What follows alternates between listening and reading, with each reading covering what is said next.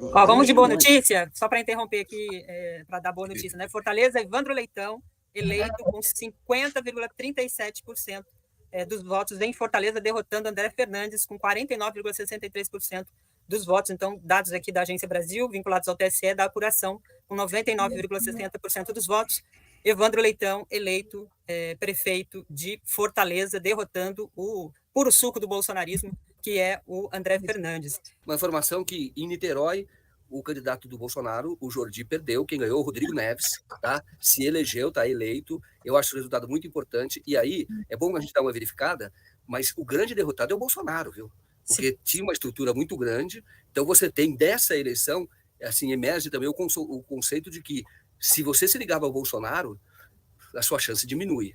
A força é o antipetismo. Isso existe por conta de uma campanha que houve. Isso é uma manipulação. Isso está começando a reverter agora, com a eleição, por exemplo, em Fortaleza e outras eleições que nós estamos vendo, onde o PT não era o líder, mas estava apoiando determinadas chapas. O candidato Bolsonaro perdeu em Belo Horizonte também.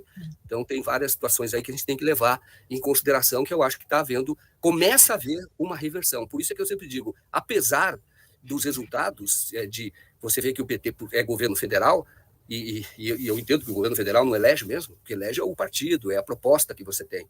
E a proposta, eu entendo, também concordo com isso, mas o PT, na verdade, o que ele vem sofrendo até hoje é o antipetismo, é o resultado dessa campanha, que é uma campanha sórdida e, mais uma vez, mostrou como é que age quem tem esse poder, o poder que eu digo, o poder político, o abuso do poder político, que é o que o Tarcísio fez. Você imagina o Lula, isso não existe, ele usando um dado da Polícia Federal no dia da eleição, um dado sem comprovação, qualquer que seja, para dar uma entrevista no ato do voto para divulgar algo negativo no candidato adversário do PT. Eu nunca vi isso. Isso é um abuso sem precedente, na minha opinião, que tem que ter punição. Vou falar de Camaçari, porque aqui a influência do presidente Lula foi muito boa. O presidente veio semana passada, né, um pouco antes, né, das eleições, e ele prestou esse apoio, fez grandes anúncios aqui na Bahia, em Camaçari especificamente, né, anúncios da educação, e isso também contribuiu para a eleição agora de Caetano do PT, urnas 100% apuradas, 99,81% apuradas, Caetano eleito do PT com 50,92%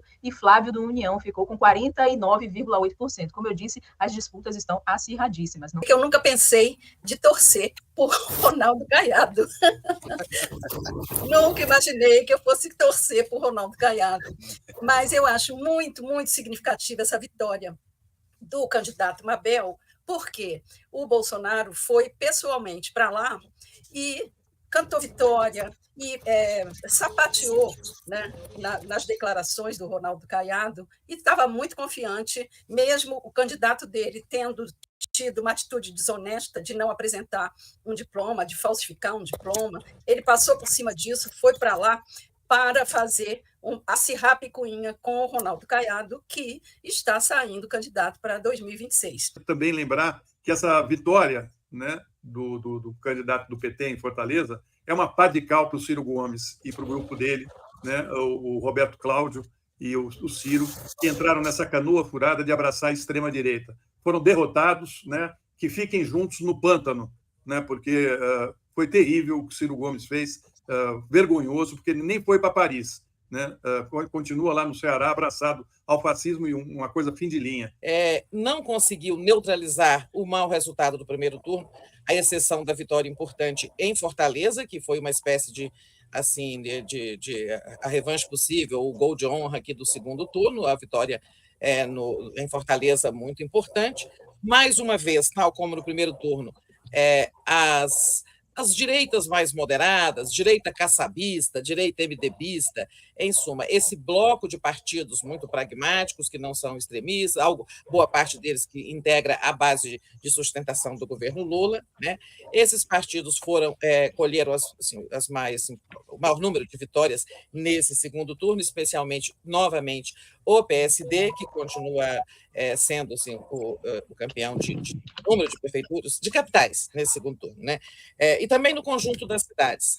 E uma derrota importante, uma rejeição importante do eleitorado ao extremismo, ao PL do Bolsonaro, a todos os candidatos com viés fascista, todos eles foram derrotados. As derrotas do bolsonarismo são muito importantes nesse. Com exceção do Brunini, eu diria, Tereza. O Brunini, por quê? o Abílio Brunini, que foi eleito lá em Cuiabá, esse é um dos mais radicais, sim. eu diria. É um dos trunfos, derrotas importantes. A de Fortaleza, onde era um candidato bolsonarista raiz, a de Belo Horizonte, onde era um sujeito... Está confirmado Belo Horizonte? Está, né? Alguém me responde? Sabe? Sim, está. Né? Fuad. Está confirmado o Fuad do PSD derrotando lá o Engler, que é um bolsonarista bem, assim, como dizer, aquele ranço obscurantista, né?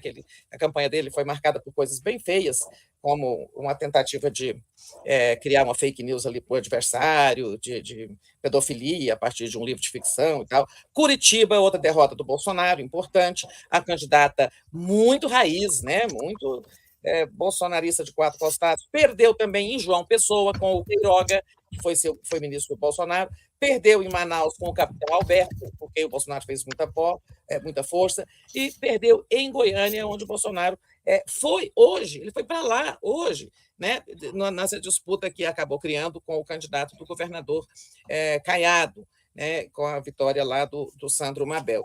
Então, assim, resumindo aí essa primeira leitura, olha, os partidos da direita caçabista e assemelhados ali levaram a melhor, né?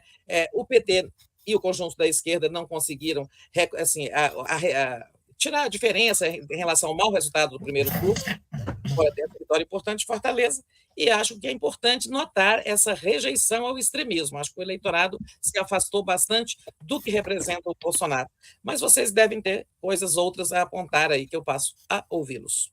Essa é a enésima vez que se anuncia o fim do PT, e quase que é uma espécie de clichê, uma espécie de mania, uma espécie de desejo que não se realiza e, ao contrário, ele é contrariado. Hoje, por exemplo, a Stalingrado dessa eleição foi a cidade de Fortaleza, onde o elo fraco da corrente foi derrotado pela força da resistência da esquerda. Muito importante essa vitória numa capital, a única capital em que o PT vence nessa eleição. Suado, né? Muito difícil, mas também é assim que são as coisas. Às vezes as batalhas são vencidas no último lutador.